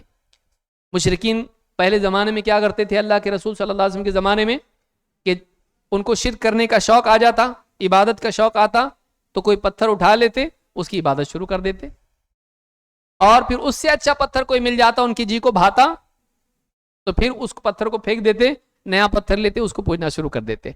اپنی پسند سے سلیکشن کرتے گاڈ کا. تو مین کیا تھا, میری پسند سے یہ پتھر مجھ کو بہت اچھا لگتا, میں اس کو پوجوں گا. تو اللہ نے فرمایا کیا تم نے اس کو دیکھا ہے جس نے اپنی چاہت کو, اپنی پسند کو, اپنی خواہش کو اپنا معبود بنا لیا, کہ جو میرا جی کرے میں کرتا ہوں, میرا دل بولے گا وہ کروں گا, حلال تو حلال, حرام تو حرام, وہ کسی حکم کا اللہ کے پابند نہ ہو. ایسا آدمی اپنی چاہت ہی کو اپنا مالک بنا لے. تو یہ کیا ہے, یہ اللہ کے ساتھ شرک کرنا ہے. اللہ کے حکموں کو پس پش ڈال دے اور یہ مانے میرا دل بولے گا تو کروں گا نہیں تو نہیں کروں گا, چاہے اللہ کا حکم ہو چاہے رسول کا حکم ہو. اگر آدمی اپنے دل کو, اپنی چاہت کو, اپنی خواہش کو, اپنی عقل کو وہ مقام دے دے کہ وہ حلال و حرام ہو, صحیح غلط ہو, سب میں اس کی مانتا ہے, ایسے آدمی نے اللہ کا مقام کس کو دیا, اپنی خواہش کو دیا. اللہ ہم سب کی حفاظت فرمائے. اس دور میں بہت سارے عقل پرست لوگ ایسے ہیں, میرا دل بولا تو کروں گا نہیں تو نہیں کروں گا, دس از مائی لائف. ہاں, انگلش میں بولنے سے صحیح ہو جاتا کیا؟ کوئی بات آدمی آج دیکھیے پڑھا لکھا طبقہ ایسا ہے, میری زندگی ہے, میں چاہوں تو لڑکی سے نکاح کروں, میں چاہوں تو لڑکے سے کروں. آج چل رہا نا یہ حالات ہیں. میں چاہوں تو نکاح کر کے لڑکی کے ساتھ رہوں یا تو بغیر اس کے رہوں. آج حالات اتنے گھٹیا ہو چکے ہیں کہ آدمی شریعت کا کوئی پاس و لحاظ نہیں کرتا ہے, اپنے طور پر اپنی پسند سے بنائے ہوئے اصولوں کو حلال کر لیتا ہے, چاہے وہ اسلام میں حرام کیوں نہ ہو. یہ کفر ہے. اللہ کے حرام کو حلال کرنا یہ کفر ہے. اللہ تعالیٰ ہم کو سمجھ عطا فرمائے اور ہر قسم کی گندگی سے, برائی سے, گناہوں سے, بد اخلاقی سے ہم سب کو بچنے کی توفیق عطا فرمائے. اقول ھذا واستغفر اللہ لی ولکم.